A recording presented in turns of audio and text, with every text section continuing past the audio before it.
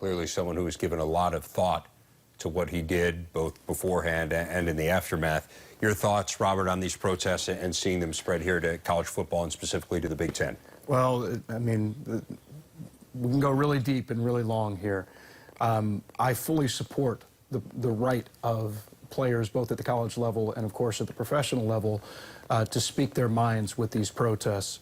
Now, I would prefer that these protests took the form of what we saw up in Seattle, which is the players linking arms and doing something together.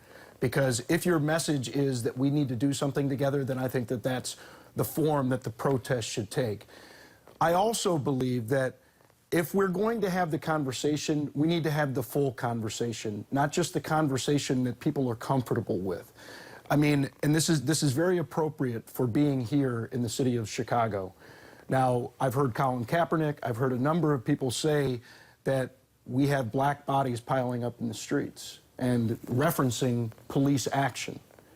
Black bodies are piling up in the streets, but it's not because of police action.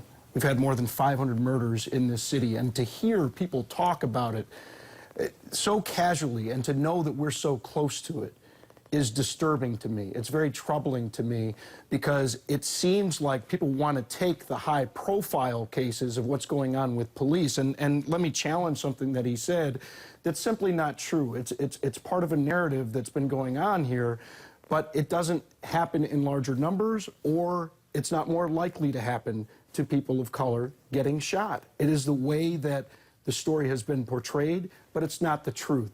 Do we need to work on issues of equality in this country? We absolutely do. But look, every dollar that you spend on one charity is a dollar you can't spend on another. Every minute that you spend on one cause is a minute you can't spend on another. We need to deal with all of the issues that are contributing to a very real problem.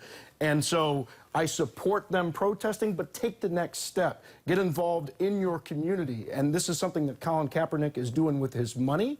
I know that he's donating $1 million to some of these community causes, but these players get involved with mentoring young people in these communities that are being ravaged by violence.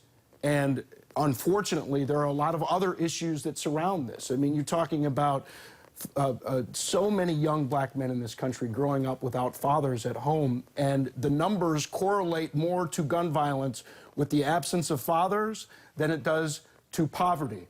So let's deal with those real issues, not just the ones that we want to talk about with these protests. And there's no doubt, and I mean, as someone who lives in this city, who loves this city, who grew up in this city, it pains me to see what's happening in this city. And as you say, very, very little of it has to do with the police. Now, there have been some incidents here. And absolutely. I think it's fair to point those out. And every single one of them. Too many. Every single one of those incidents should be thoroughly investigated. And what we've seen with so many of these high-profile cases is that the federal government has gotten involved with these cases. And that's why I would not be protesting the flag, because the flag represents the country to me. And the country, I believe, wants to make change, and that the government itself has attempted to make sure that these cases have the proper outcomes. And look, just because you don't agree with the outcome in a case doesn't make it injustice. I understand what they believe, but what they believe oftentimes in our society, I mean, we have this social media driven narrative that often takes the place of thorough investigation into each one of these incidents that's different case by case. Well, I think your point, too, is that each one of these deaths, each time that there is violence in the inner city, all of them are important. I mean, there's a young man from the suburb that I lived in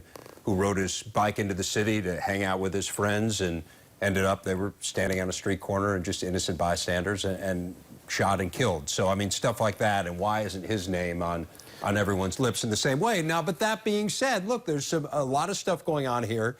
And if a player feels like they want to protest it, I mean, you say, well, why don't you all link arms? Maybe there's some guys who don't agree. I mean, what's to stop 1, 2, or 3 guys from saying, look, this is how I feel. I have a platform. Absolutely not. There's nothing to stop them. But I think that if you talk to the players in the locker room, they all want to do something. It's not just calling attention to an issue. It's actually looking for a solution. And the solution has got to be together. It can't just be people standing aside angrily and saying something's wrong. Let's get together, all of us, and do something about it. Well, it's all part of having a dialogue and, as you say, part of the action as well that goes with the words.